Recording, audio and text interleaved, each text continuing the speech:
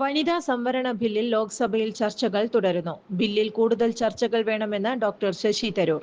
എന്തിനാണ് വനിതാ സംവരണത്തെ മണ്ഡല പുനർനിർണയവുമായി ബന്ധിപ്പിച്ചത്? നോട്ട് നിരോധനത്തിൽ കാണിച്ച വേഗതയാണ് സർക്കാർ മണ്ഡലം നിർണയത്തിന് കാണിക്കുന്നത്.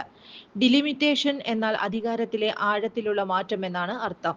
മണ്ഡല പുനർനിർണയത്തെ പേരിൽ വനിതാ സംവരണം വൈകിപ്പിക്കുകയാണെന്നും ശശി തരൂർ പറഞ്ഞു. മണ്ഡല പുനർനിർണയം നിരവധി സംസ്ഥാനങ്ങളുടെ ശബ്ദത്തെ അടിച്ചമർത്തപ്പെടും. രാജ്യസഭയുടെയും ലോക്സഭയുടെയും സന്തുലിതാവസ്ഥയെ ബാധിക്കും. പാർലമെന്റ് ചേരുന്ന ദിവസങ്ങൾ കേന്ദ്ര സർക്കാർ കുറയ്ക്കാൻ ശ്രമിക്കുകയാണ്. രാഷ്ട്രീയ നോട്ട് നിരോധനമാണ് മണ്ഡല പുനർനിർണയം. വനിതാ സംവരണത്തെ പിന്തുണയ്ക്കുകയാണ് ചെയ്യുന്നത്. എന്നാൽ മണ്ഡല പുനർനിർണയത്തെ എതിർക്കും. മണ്ഡല പുനർനിർണയത്തിൽ എല്ലാ പാർട്ടികളുമായി ചർച്ചകൾ നടത്തണമെന്നും 850 അംഗങ്ങൾക്ക് എങ്ങനെ സംസാരിക്കാൻ അവസരം നൽകുമെന്നും ശശി തരൂർ വ്യക്തമാക്കി.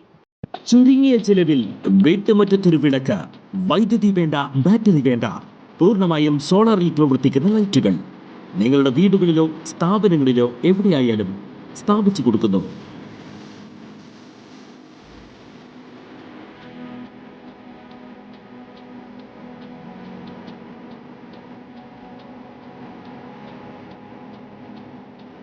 ഹാർഡോൾ സോളാർ ലൈറ്റ്സ്.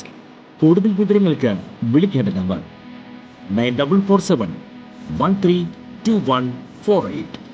കൂടുതൽ വാർത്തകൾക്ക് ഞങ്ങളുടെ ചാനൽ സബ്സ്ക്രൈബ് ചെയ്യുക. ഫേസ്ബുക്ക് ഫോളോ അപ്പ് ചെയ്യുക. വാർത്തകൾ വേഗത്തിലറിയാൻ എനി ടൈം ന്യൂസ്.